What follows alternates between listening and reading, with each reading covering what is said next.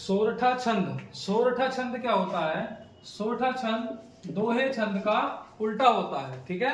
और इसकी एकमात्र पहचान यह है कि इस छंद में पहले और तीसरे चरण में 11-11 मात्राएं होती हैं।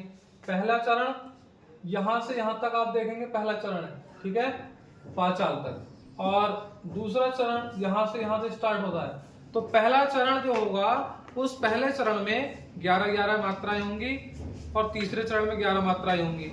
दूसरे चरण में और चौथे चरण में आपकी 13-13 मात्राएं होती हैं, ठीक है।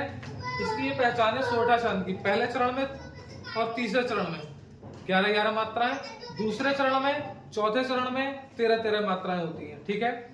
और सबसे बढ़िया इसको पहचानने का एक तरीका यह है कि इसमें ज्यादा लंबा उदाहरण आपको नहीं देगा कक्षा 10 में, ठीक है।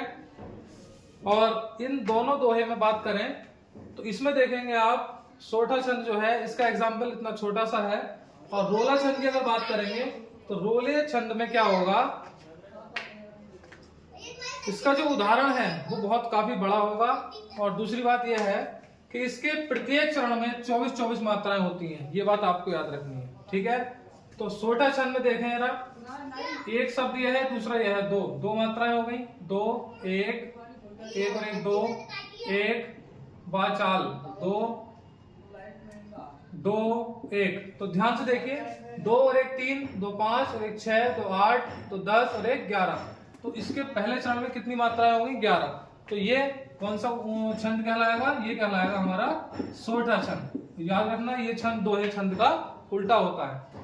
दूसरा रोला छंद। रोला छंद आता है, प्रत्येक चरण में 24 मात्राएं होती हैं। आप इसमें प्रत्येक चरण में देखेंगे यहां से यहां तक 24 मात्राएं हैं। और इसका जो उदाहरण है वो देख सकते हैं आप, कितना 4 लाइनों में आ रहा है। और दूसरी बात, काफी बड़ा भी है क्योंकि इसके प्रत्येक चरण में 24 मात्राएं होती हैं। इसलिए आपको पहचान करने में आपको कोई दिक्कत नहीं होगी कि रोला छंद और सोरठा छंद में हम किस तरीके से पहचान करें, ठीक है। एक बार दोबारा समझ लीजिए।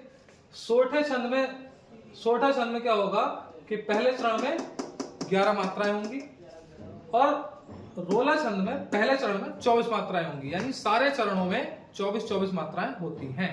तो कोई सा भी उदाहरण आ जाए किसी छंद का तो आप इसको आसानी से कर सकते हैं कि रोला छंद और सोरठा छंद किस प्रकार से हम कर सकते हैं, ठीक है।